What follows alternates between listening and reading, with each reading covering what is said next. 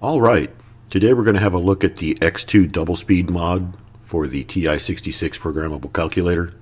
It's a simple upgrade I found on some calculator forums, and it requires only the installation of a 68K resistor. The calculation and program execution speed is increased to a level comparable to that of the legendary TI-59. So in this video we're going to run a benchmark program comparing the before and after results, and also compare it with the TI-59. And then at the end of the video I'll show you how to install the mod, which is very easy. So to compare the before and after results, I've decided to use this simple benchmark program, which I also got from the calculator forums. I'll provide a link to all this stuff in the description below. So you can see there's two different programs, one for the TI-66 and one for the TI-59. They're nearly identical except for some minor keystroke differences between the two calculators. The program performs 5 additions and subtractions, a multiplication, a division, 2 square roots, a sine, and a log, and then the program loops 10 times. So here I'm just going to put it into learn mode and then single step through the program. I've already loaded it into the calculator at this point. Just going to step through real quick so you can see that it's in there, and then we're going to be off to the races.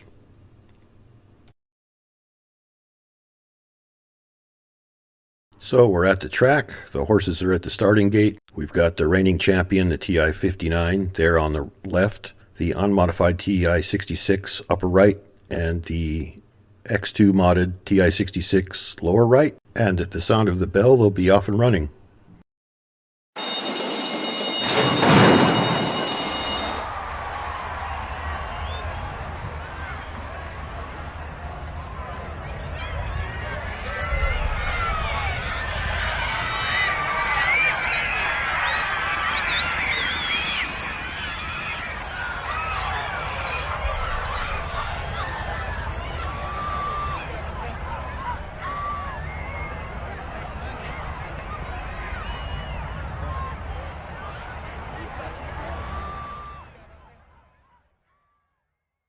As you can see, the TI-59 is the clear winner, although not by much, by a nose, maybe by a length, compared to the TI-66 X2 mod. But the X2 mod is significantly faster than the original. That's over a 2x times speed increase. Now I'm sure I'll get some comments in the comment section about how this will affect the battery performance of the TI-66. And yes, it probably will with the increased clock speed, but button cell batteries aren't nearly as expensive as they used to be. You know, back in the day, it used to cost you $10, $15 to buy a pair of button cells. You can buy them for 50 cents each now, so it's not that big of a problem. So if you made it to this point in the video, you can see that the results are very good. And in the last section here, I'll show you how to install the resistor, so stick around. So to disassemble the calculator, first you need to remove the battery compartment cover, remove the batteries, remove the single Phillips head screw. The small press-fit latches that hold the calculator cover together are on the side of the unit. I found it's easier to gain access through it going in through the top. Here you see I'm gaining access to it using a very thin stainless steel laboratory spatula. Then you just want to very carefully remove the back cover from the upper housing assembly.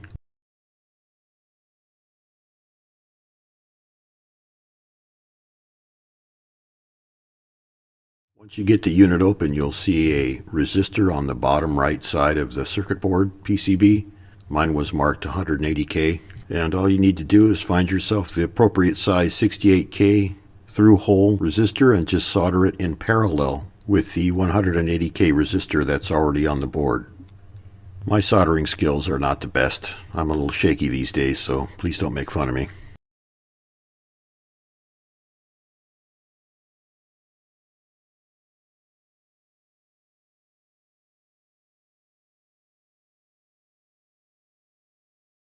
And that's all there is to it. All you need to do now is reassemble the calculator and enjoy your new TI-66 double-speed programmable calculator. I hope you liked this video.